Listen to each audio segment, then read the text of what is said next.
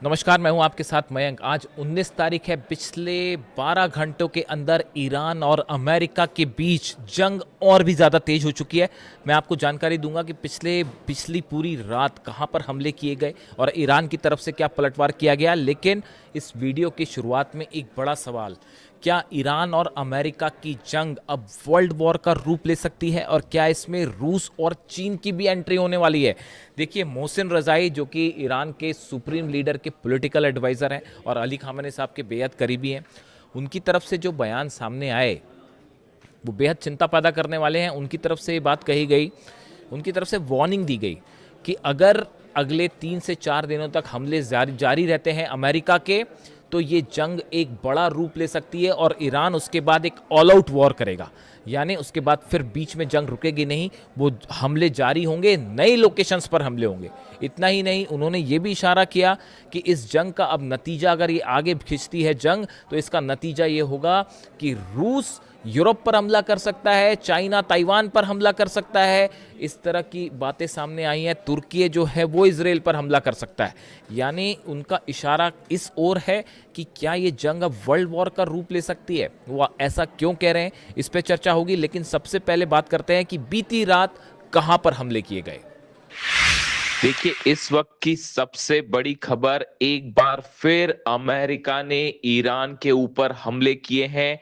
ये हमले Qeshm island पे किए गए हैं, बंदर अब्बास पे किए गए हैं और बुशर पर एक बार फिर हमले की खबरें आ रही हैं, धमाके की खबरें आ रही हैं। देखिए, लगातार ये हमले अमेरिका की तरफ से जारी है और इसका करारा जवाब ईरान ने दिया है। देखिए, इस वक्त जो सबसे बड़ी खबर सामने आई है वो ये कि ईरान ने जॉर्डन में जो हमले किए, खास तौर पर अल अजराक बेस पर जो हमले हुए, इन हमलों में कई अमेरिकी सैनिकों की मौत की खबर है और अब इसकी पुष्टि डोनाल्ड ट्रंप ने भी कर दी है। और डोनाल्ड ट्रंप ने जो है बयान जारी करके कहा कि ये मौत बहुत अमेरिकी सोल्जर्स की मौत दुखद है, इस तरह की बात उन्होंने कही।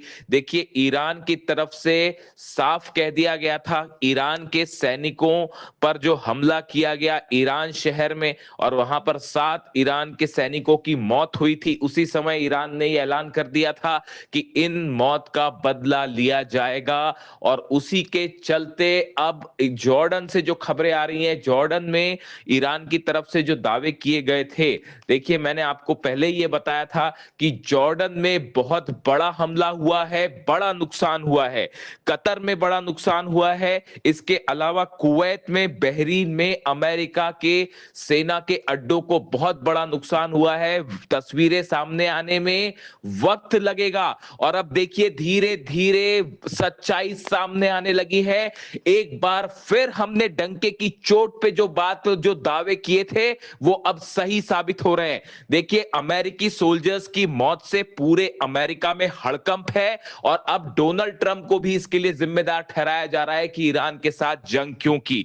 हकीकत यह है कि जॉर्डन में अल अजराक बेस पर इस तरह की खबरें हैं कि कई फाइटर जेट्स तबाह हो गए हैं अमेरिका के।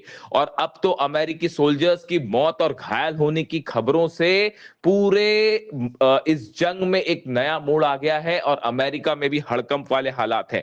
देखिए, सऊदी में प्रिंस सुल्तान बेस पर जो हमला हुआ, अब इसकी तस्वीरें भी सोशल मीडिया में बाहर आ रही हैं। पहले यह कहा गया था कि इसको इंटरसेप्ट किया गया, लेकिन मिसाइल गिरने की तस्वीरें कई सोशल मीडिया में अब सामने आने लगी हैं।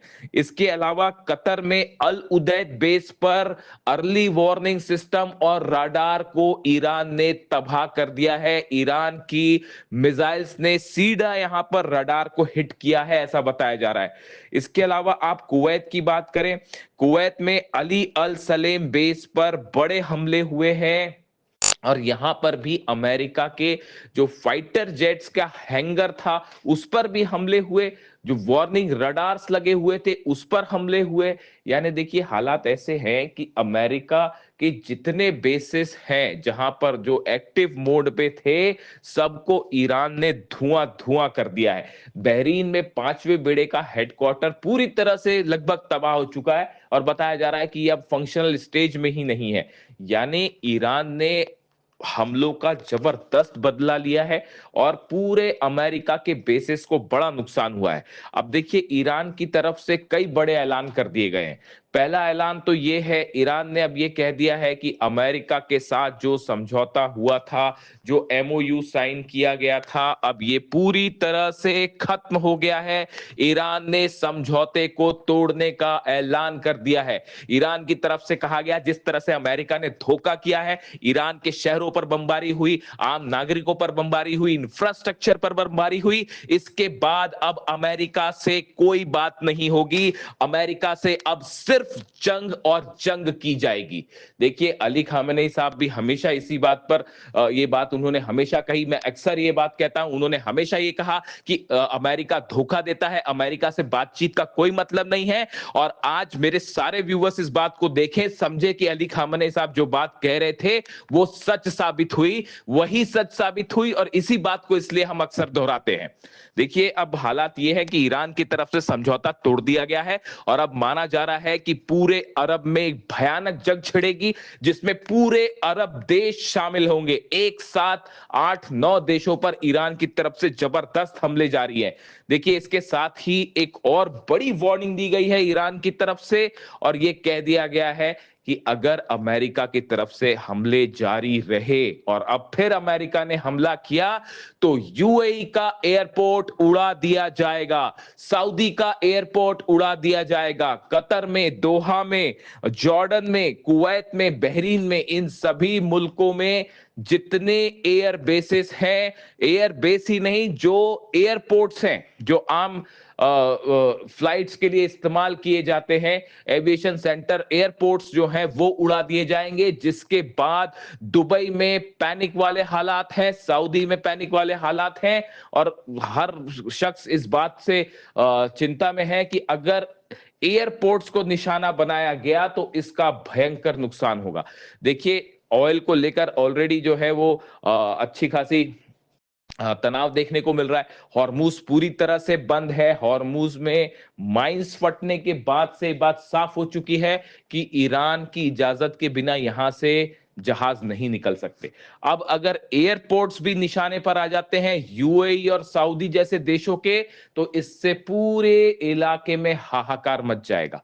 इसके साथ एक और बड़ी खबर, अहम खबर यह है कि ईरान की तरफ से बहुत बड़े जंग की तैयारी कर ली गई है। यानी जंग, और देखिए जंग ऑलरेडी जारी है, ईरान की तरफ से हमले हो रहे हैं, लेकिन अब ईरान ये मान के चल रहा है कि ये अब एग्जिस्टेंस की जंग होगी, आखिरी जंग होगी, और ये जंग लंबी चलेगी और बहुत भयानक हमले होने जा रहे हैं। यानी देखिए खबरें इस तरह की हैं कि B-2 बॉम्बर्स जो हैं वो ईरान की तरफ उड़ना शुरू कर दिया है, B-2 बॉम्बर्स ने, और बड़े हमले हो सकते हैं। इन हालात में फिलहाल जो खबरें हैं उसके मुताबिक जो हमले किए हैं, ईरान की तरफ से जो हमले हुए, इससे पूरे अमेरिका में पैनिक और हाहाकार वाला माहौल है। और जो सोल्जर्स की मौत है, अभी इनके नंबर सामने आने बाकी हैं, कितने घायल हुए हैं इनके भी अभी एग्जैक्ट नंबर सामने आने बाकी है। हो सकता है कि जो नंबर्स अभी बताए जा रहे हैं वो कम हो, ऐसी भी आशंकाएं जताई जा रही हैं कि ये कहा जाए कि 2 सोल्जर्स हैं या मरे हैं और कुछ घायल हुए हैं, लेकिन हकीकत ये हो सकती है कि इनकी संख्या कहीं ज्यादा हो सकती है। तो फिलहाल इसका इंतजार करना होगा। और इसी बीच अमेरिका और ईरान दोनों की तरफ से एक दूसरे पर बड़े हमले जारी हैं, जिसने अब हालात को और भी गंभीर बना दिया है। इससे हमलों से जुड़ा जो भी अपडेट होगा आप तक पहुंचाऊंगा।